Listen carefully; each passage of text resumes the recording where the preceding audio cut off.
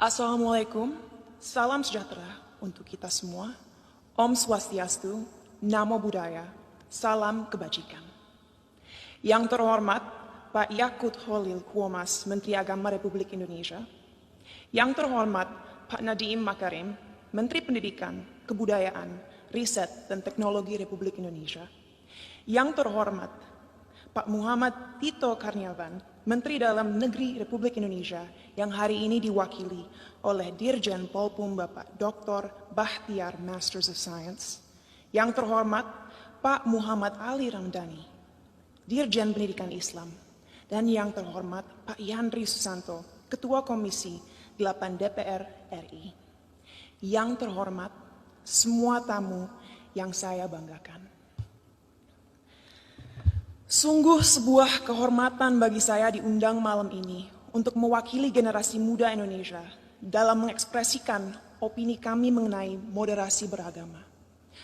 Jujur saya tidak tahu kenapa saya yang diundang malam ini untuk hadir di sini, tapi saya harap pidato yang saya buat tadi malam bisa menggerakkan hati para hadirin hari ini. Sebagai generasi Z dan milenial, kamilah generasi yang akan bertanggung jawab dalam beberapa tahun ke depan atas arah yang akan diambil negara ini untuk menjadi negara yang lebih maju, modern, sejahtera, dan tentunya terkemuka di mata dunia. Thank you.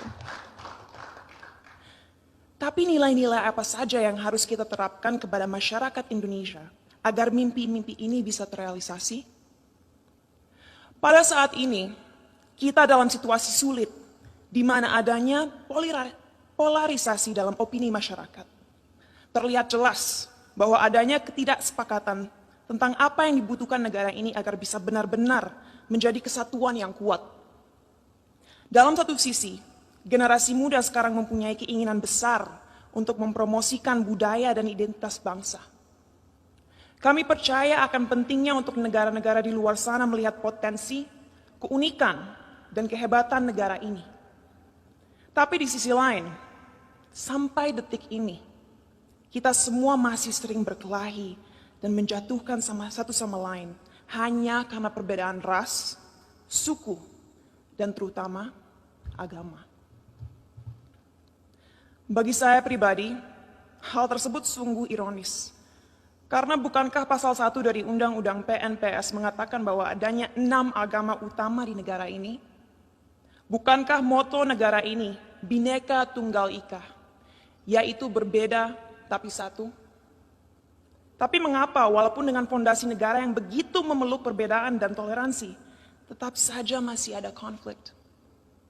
Apa yang membuat agama mampu membuat kita melupakan inti dari identitas bangsa ini?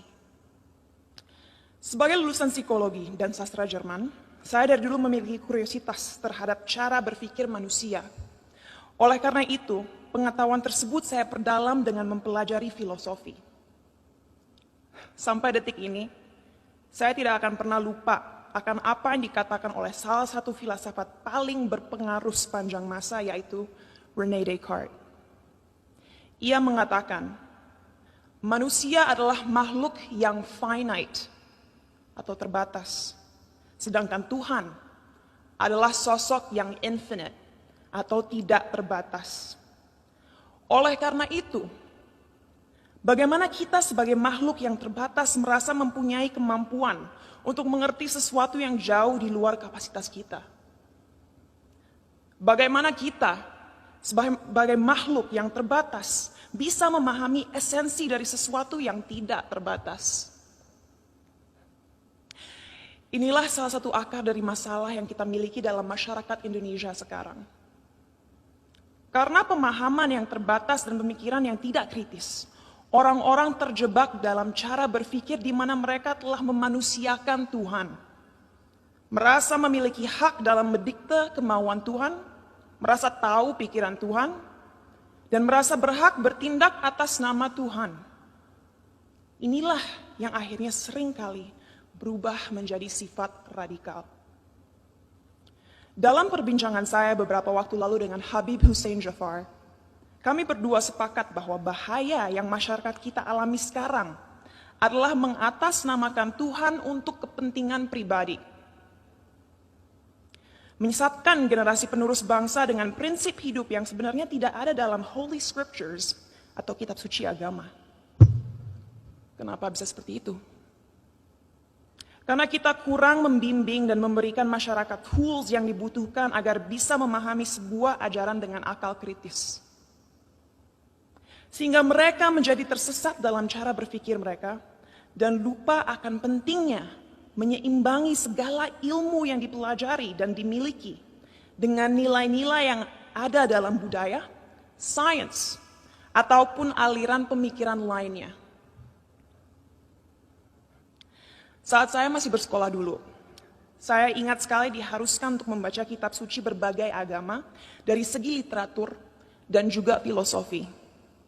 Sehingga saya diberikan kesempatan untuk bisa memahami keindahan setiap agama dan sadar bahwa pada akhirnya fungsi terbesar agama adalah satu, yaitu untuk membimbing kompas moral manusia, untuk mengingatkan manusia bahwa kita harus memperlakukan satu sama lain dengan hormat, bahwa kita harus bersyukur dan bahwa kita semua harus sadar bahwa waktu kita di dunia ini hanyalah singkat dan terbatas. Oleh karena itu, ingatlah untuk selalu menjadi seseorang yang rendah hati dan siap membantu satu sama lain. Jadi, apa yang harus dilakukan ke depannya agar bisa melawan segala kebohongan yang ada? Apa yang kita bisa lakukan untuk memberdayakan rakyat bangsa ini? Saya rasa jawabannya cukup jelas. Satu, penting sekali kita segera mengingatkan kembali saudara-saudara kita akan indahnya, kayanya, dan uniknya budaya-budaya yang kita miliki di negara ini. Sejak usia dini penting kita mengenalkan budaya negara ini tidak hanya di sekolah, tapi juga melalui media dan semua platform digital yang ada. Sebuah hal yang krusial untuk disadari bagi generasi muda akan relevannya budaya kita di dunia yang semakin modern. Our culture is cool, not old school. Kedua, ajaran agama yang ada dalam sistem pendidikan harus adil dalam merepresentasikan agama-agama yang ada di negara ini. Agar orang-orang bisa mengerti sejak usia muda bahwa semua agama itu mengajarkan kebaikan dan tidak seharusnya kita melecehkan dan menyakiti satu sama lain hanya karena sebuah perbedaan. Ketiga, critical thinking, critical thinking, critical thinking. Ajarkanlah adik-adik kita untuk membaca dan mempelajari segala sesuatu dari berbagai sudut pandang. Biarkanlah mereka bertanya. Tumbuhkanlah rasa ingin tahu mereka sehingga mereka tidak mudah dipengaruhi dan dijajah pikirannya.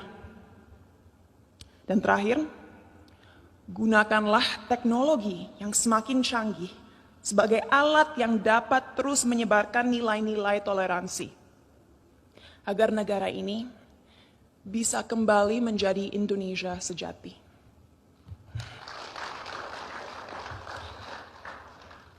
Sebagai penutup, saya ingin membacakan quote berikut.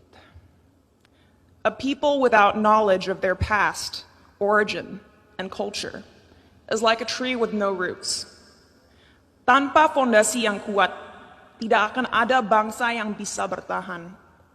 Oleh karena itu, ayo kita bersama-sama menjelmakan lambang Garuda dimanapun kita berada. Mari kita taat dalam beragama agar menjadi manusia yang bermoral, tapi mari kita juga merangkul budaya Indonesia untuk membimbing identitas bangsa.